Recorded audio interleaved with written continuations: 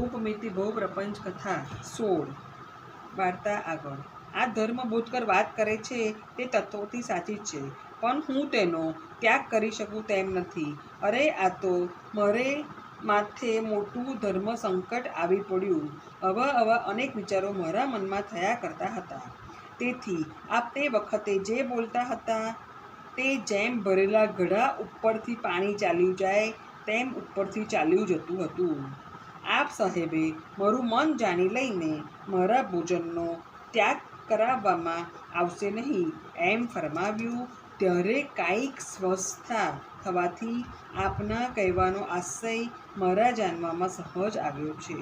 મારું ચિત્ત આવું અસ્થિર છે અને હું પાપી છું.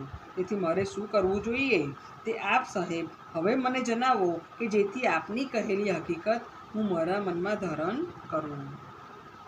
હેડિંગ: ઔષધના અધિકારીનું લક્ષણ. 30 નિષ્પુણ્યકની આ સર્વ હકીકત સાંભળીને દયાના સમુદ્ર ધર્મબોધકરે પ્રથમ જે વાત ટૂંકમાં સમજાવી હતી તે પછી ફરીવાર અતિ વિસ્તારથી સમજાવી. ત્યાર પછી પોતાના વિમલાલોક અંજન, તત્વપ્રીતિકર પાણી અને મહાકલ્યાણક અન્નની અને ખાસ કરીને સુસ્થિત મહારાજ સંબંધી અને તેના અનેક ગુણો સંબંધી હકીકતથી તેને અજાણ્યો જાણીને તેને આ પ્રમાણે કહ્યું: હે ભાઈ, મને મહારાજા સાહેબે અગાઉ હુકમ કર્યો છે કે તેના 3 ઔષધો મારે યોગ્ય માણસોને જ આપવા. જો 3 ઔષધો કોઈ અયોગ્યને આપવામાં આવશે તો તે ઉપકાર નહીં કરે. એટલું જ નહીં, પણ ઉલટા અનેક પ્રકારના અનર્થોને ઉત્પન્ન કરશે. અમારા મહારાજોનો આવો આદેશ સાંભળીને અમુક પ્રાણી પાત્ર છે કે નહીં તેને કેવી રીતે ઓળખવો એવી મુશ્કેલીનો મેં સવાલ પૂછ્યો હતો. તેના જવાબમાં મહારાજા ધીરાજે આ ઔષધને યોગ્ય પ્રાણીના લક્ષણો બતાવ્યા. તે આ પ્રમાણે છે: જે રોગી પ્રાણીઓ આ ઔષધને લેવાને હજુ સુધી યોગ્ય થયા નથી તેને સ્વકર્મવિવર દ્વારપાળ આ રાજમંદિરમાં દાખલ જ કરતો નથી.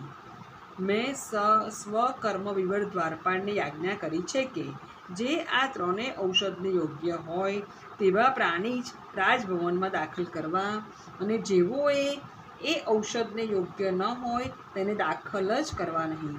તેમ છતાં કોઈ પ્રાણી આ મંદિરમાં દાખલ થઈ ગયેલ હોય પણ જે મારો મહેલ જોઈને આનંદ પામે નહીં અને જેઓની ઉપર મારી દ્રષ્ટિ ખાસ પડે નહીં એવા પ્રાણીઓને કોઈ બીજા દ્વારપાળે ગમે તેમ કરીને અંદર દાખલ કરેલા છે એમ તરે તેઓના ચિહ્ન ઉપર સમજી લઈને તેઓનો કાળજીપૂર્વક ત્યાગ કરવો. જેઓ મારું મંદિર જોઈને પોતાના મનમાં આનંદ પામે છે, હર્ષમાં આવી જાય છે અને જેઓના આત્મા વિકસિત થાય છે તેવા રોગીઓનું ભવિષ્યમાં સારું થવાનું હોવાથી તેઓ ઉપર હું ખાસ કૃપા દ્રષ્ટિ કરું છું.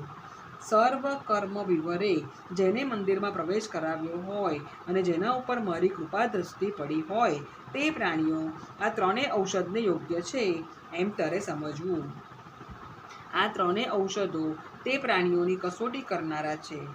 એ ઔષધ પ્રાણીઓને આપવાથી તેની તે પ્રાણી ઉપર કેવી અસર થાય છે તે જાણવા ઉપરથી તે મંદિરમાં રાખવા યોગ્ય છે કે નહીં તેની ખબર પડી આવે છે. આ ઔષધ ઉપર જે પ્રાણીઓના મનમાં પ્રેમ થાય અને તેનો ઉપયોગ કરવાથી ગુણ કરનાર થાય અને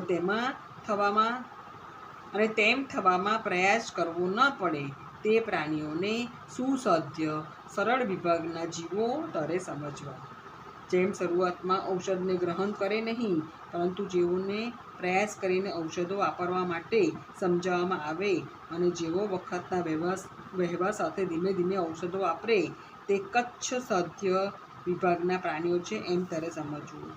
જેઓને આ ઔષધ ઉપર જરા પણ પ્રેમ ન થાય, જેઓને ઔષધ આપવાની ગોઠવણ કરવામાં આવે તે ભાંગી પડે અને જેઓ ઔષધ આપનારા ઉપર ઉલટા દ્વેષ કરે તેઓને અસાધ્ય વિભાગના પ્રાણીઓ સમજવા. આ પ્રમાણે અમારા મહારાજા ધીરાજ સુસ્થિત રાજે મને સંપ્રદાયથી પરંપરા પ્રમાણે કહી રાખ્યું છે. તે ઉપરથી તું વચલા કચ્છ સધ્ય વર્ગનો પ્રાણી છે એમ તારા લક્ષણ ઉપરથી જણાય છે. બીજી પણ તને એક વાત કહું, સાંભળ.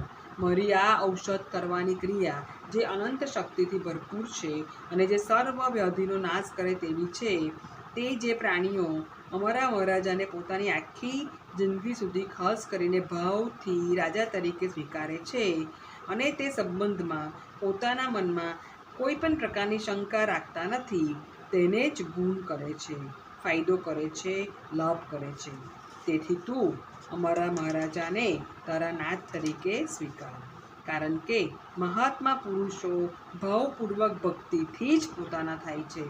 અનેક રોગી પ્રાણીઓ અગાઉ આ મહારાજાનો નાથ તરીકે ભક્તિપૂર્વક સ્વીકાર કરીને આનંદ પામ્યા, રોગરહિત થઈ ગયા અને પોતાનું કામ સાધી ગયા.